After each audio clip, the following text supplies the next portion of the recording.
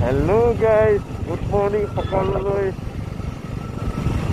আজি কালি ৰাতি কি হ'ল আপোনাৰ, মই আমাৰ ডিব্ৰুগড় ডি এম চিৰ পৰা মোলৈ ফোন এটা আহিলে। ফোনটো অহাৰ পিছত 5টা বজাত, গধূলি 5টা বজাত মানে মোলৈ ফোন মাৰিছে। এতিয়া মই কি হ'ল, এতিয়া মানে আমাৰ মিটিং আছে, এতিয়া 6:30 মিটিং আছে। মই গুচি আহিবলগীয়া হ'ল। অহাৰ পিছত আপোনাৰ মই মাজুলীৰ পৰা 5টাত ওলাইছোঁ, লখিমপুৰ আপোনাৰ 6টা বজাত পাইছোঁ। কালি ৰাতি দাদাই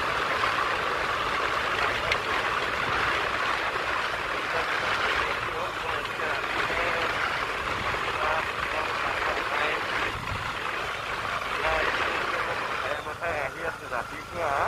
এনেকৈ বাইক চলাই অহাটো কমটি মুখৰ কথা নি, ইমান ঠাণ্ডা, এইফালে কুঁৱলী, ঠায়ে ঠায়ে কুঁৱলী হৈছে, মানে ঠায়ে ঠায়ে মানে নাই কুঁৱলী, মানে বাইক চলাবই পৰা নাই। মানে মোৰ হাত আঙুলি মানে খিচখিচাই গৈছে। এই মোজা পিন্ধি আহোঁতে চব এইবিলাক দেখিছেনে, মোজা পিন্ধি আহোঁতে হাত খিচখিচাই গৈছেগৈ।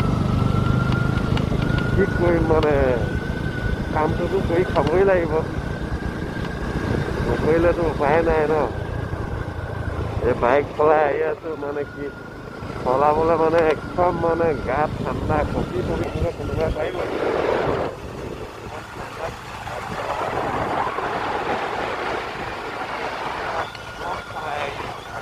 এতিয়া অলপ টাইম হৈ গৈ আছে, মই লাহে লাহে।